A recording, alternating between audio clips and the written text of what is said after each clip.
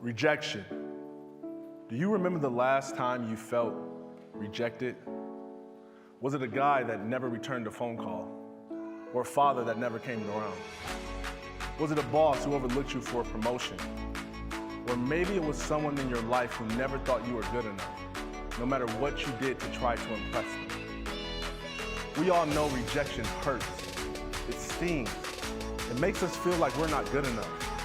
It causes us to question ourselves and doubt our future. I submit to you that rejection isn't something we should be afraid of.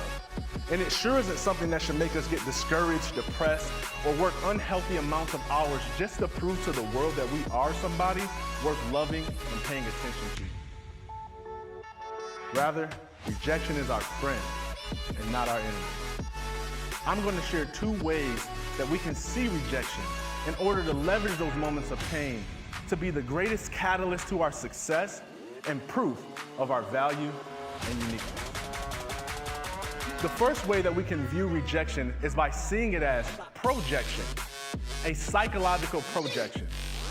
A psychological projection is when someone subconsciously employs undesirable feelings or emotions onto someone else rather than admitting to or dealing with their own unwanted feelings. When we can see how the rejections we face may have more to do with another person's inward turmoil and not our own value, our lives will change. Rather than shrink back, get discouraged, or play it safe, we'll move forward in life with confidence and high esteem. One of my most painful moments of rejection happened when I was in the 3rd grade. I wanted to be popular, to be liked, to be loved, and to be respected. And thankfully I was. I was in an advanced learning class, which meant that I was one of 2 black students in an all-white class. And this wasn't a bad thing. I was known as the cool big black kid. They called me Goon. I was one of the smartest kids in the class. People cheated off my tests. They laughed at my jokes. Life was great. Until one day, as I was returning back to class from a bathroom break, I noticed a group of black students circled together, laughing hysterically. Me being the confident, charismatic, outgoing guy that I was, I decided I was gonna go over to them and get in on the jokes. So I walked over to these students and I said, "Hey y'all, what's so funny?" No one answered. I spoke up. "Man, what y'all over there laughing about?" And just as I was finishing my sentence, one of the guys in the group turned towards me and said, "You're what's funny, white boy." The crowd erupted in laughter, and I, feeling embarrassed, ashamed, and rejected, returned to my class to soon learn that I was known in our school as the black kid that talks and acts white. I allowed that moment of rejection to diminish my confidence and my self-esteem. Rather than celebrate my own uniqueness, I began a long journey of changing who I was to fit in with this black community. I changed the way that I dressed, the way that I talked, the music I listened to. I even changed the way that I laughed. I started skipping school, selling drugs, and making poor decisions, all because I wanted to gain their approval and their acceptance. And you know what? It worked. They accepted me. They embraced me. I got street cred.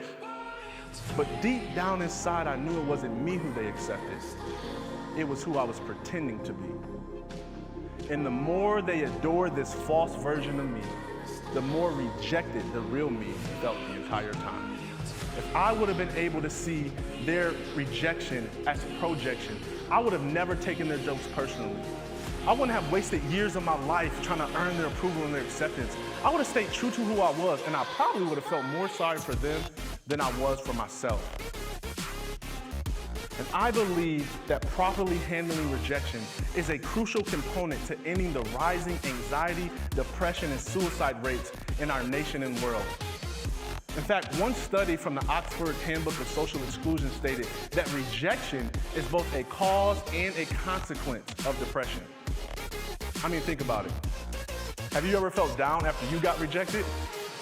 Maybe it's a group of coworkers who invited everyone out for drinks after work except for you.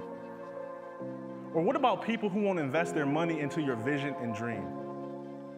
Those are situations that cause people to dislike themselves, give up, gain a ton of weight from emotional eating, and binge watch Netflix. But I've learned that we don't have to allow rejection to make us do that crazy stuff. We can leverage our moments of rejections to produce confidence and success. I did.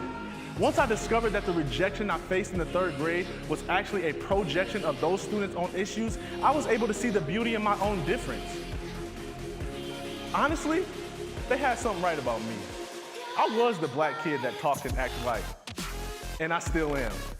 Being the black kid that talks and acts white has enabled me to be versatile as a speaker and work with people from all different walks of life. I can speak to gang members in the street, and I can speak to executives in the boardroom. I can help addicts live free from addiction, and I can coach elite athletes to discover their purpose beyond sports. The very thing that made them reject me has become a crucial component to my success and has made me effective at helping others. And it's all because I learned to see rejection as projection and figured out how to use it for my good.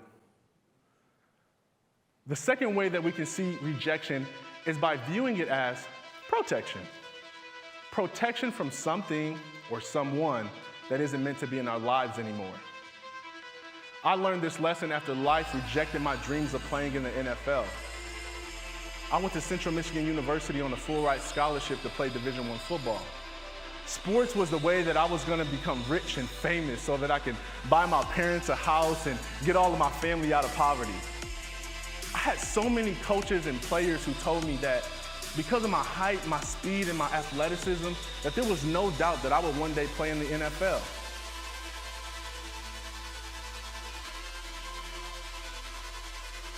Imagine what would happen if we stopped viewing rejection as a negative, humiliating force, and we started viewing rejection as a necessary development tool and a catalyst for massive success. When I look at people who I admire that have been highly successful in life, I can't help but to notice how they've overcome rejections they face. It causes me to wonder if they would have ever become who they were if it wasn't for how they leveraged their moments of rejection. I mean, I wonder if Martin Luther King Jr. would have ever become a great leader if it wasn't for the rejection he experienced from his message and his mission. I wonder if Michael Jordan would have ever developed the drive to become one of the greatest basketball players of all time if it wasn't for being rejected by his coach in high school. I wonder if Apple would be one of the largest tech companies in the world if it wasn't for Steve Jobs being rejected by his own company.